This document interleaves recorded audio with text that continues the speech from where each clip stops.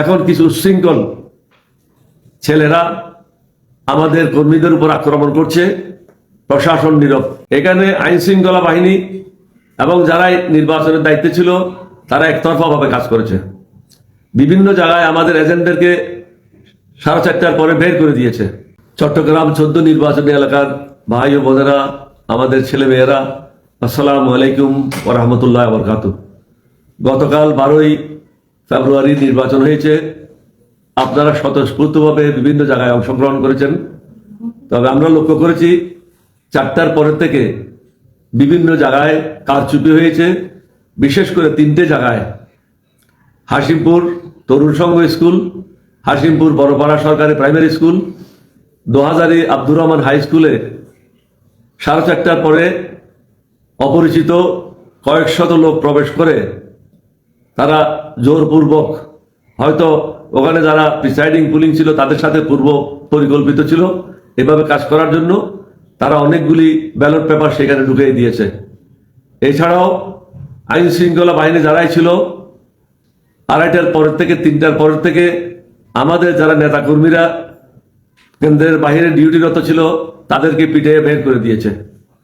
প্রশাসনকে বারবার বলা সত্ত্বেও আমাদের যারা কাজ করছিল তাদের উপরে মারপিটাই করেছে। অন্যদিকে জসিম 6-7টা মাইক্রোবাস নিয়ে, মোটরসাইকেল নিয়ে, ডেমনস্ট্রেশন দিয়ে বিভিন্ন জায়গায় ভ্রমণ করেছে এবং সন্ধ্যার আগে সন্ধ্যার পরে প্রায় 30টা-40টা মাইক্রোবাস নিয়ে, ট্রাক নিয়ে মিছিল করে উপজেলা হেডকোয়ার্টার এসেছে।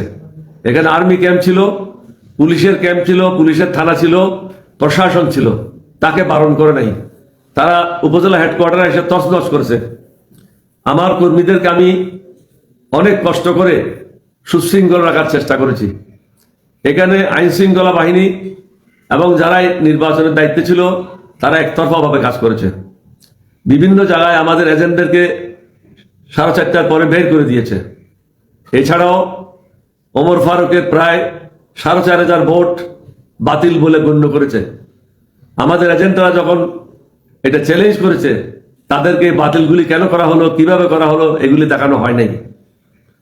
আমি আপনাদেরকে এটাই বলবো, সম্পূর্ণ পরিকল্পিতভাবে ওমর ফারুককে পরাজিত করার জন্য ব্যবস্থা গ্রহণ করেছে। আপনাদের অবগতির জন্য এটা জানাতে চাই, আপনারা যদি মনে করেন প্রফেসর ওমর ফারুক পরাজিত হয়েছে, ডক্টর কর্নেল অলি আহমদ পরাজিত হয়েছে, আমরা পরাজিত হই নাই। আল্লাহর মেহেরবানি, আমার নবীর দয়া, মুক্তিযোদ্ধা কখনো পরাজিত হয় না, মুক্তিযোদ্ধার সন্তান কখনো পরাজিত হয় না। পরাজিত হয়েছে টাকা এবং আমার এলাকার নির্বাচন এলাকার কিছু লোক। সকলকে অনুরোধ করব, অত্যন্ত সুশৃঙ্খলভাবে আপনারা দিন কাটাবেন, কারোর সাথে কোনো ঝগড়াঝাটি করার প্রয়োজন নাই। এখন কিছু উচ্ছৃঙ্খল ছেলেরা আমাদের কর্মীদের উপর আক্রমণ করছে, প্রশাসন নীরব। অথচ প্রশাসনের উচিত 2 দিন এখানে বসে প্রত্যেকটা জায়গায় পেট্রোলিং করা এবং দেখা কোনোখানে সমস্যা হচ্ছে কিনা। তারা এই ব্যাপারে নীরব দর্শকের ভূমিকা পালন করছে। সুতরাং ওমর ফারুক সহ বাংলাদেশে বিভিন্ন প্রার্থীরা যারা 1 থেকে 1,500 ভোটে পরাজিত হয়েছে, এটা সুপরিকল্পিতভাবে, অত্যন্ত সূক্ষ্মভাবে এই কাজটা করা হয়েছে। আমরা পরাজিত হই নাই, পরাজিত হয়েছে আমার নির্বাচনী এলাকার জনগণ। আমি সারা জীবন আপনাদের খেদমত করেছি, আমার এই খেদমত মরণ পর্যন্ত এটা অব্যাহত থাকবে। আমার ছেলে সবসময় আপনাদের পাশে থাকবে। আমরা নির্বাচনে জিতলাম কিনা, জিতলাম না, এটাতে কিছু আসে যায় না। জনগণের সেবায় আমি এবং আমার পরিবার সদা সর্বদা নিয়োজিত থাকব। আপনাদের সবাইকে ধন্যবাদ। আপনাদের সুন্দর জীবন এবং সাফল্য কামনা করি। সবাইকে বলবো, শৃঙ্খলতা পরিহার করুন, দেশের স্বাধীনতা সার্বভৌমত্ব রক্ষার জন্য প্রস্তুত থাকুন। আসসালামু আলাইকুম ওয়া রাহমাতুল্লাহি ওয়া বারাকাতুহু।